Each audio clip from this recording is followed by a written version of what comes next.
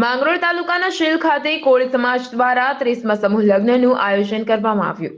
શીલ કોળી સમાજ દ્વારા બસ સ્ટેશન પાસે આવેલ રામદેવપીર મહારેજ મંદિરના ગ્રાઉન્ડમાં સમૂહ લગ્નનું આયોજન કરવામાં આવ્યું હતું।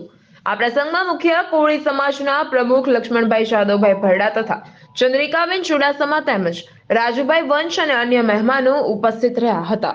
કોળી સમાજમાં જે આ સમૂહ લગ્નોત્સવમાં 35 નવદંપતીએ પ્રભુતામાં પગલાં પાડ્યા હતા।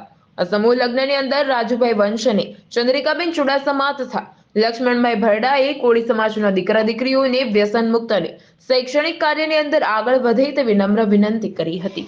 ચાલુ અત્યારે પૂરું થવાને આરે પહોંચી ગયું છે।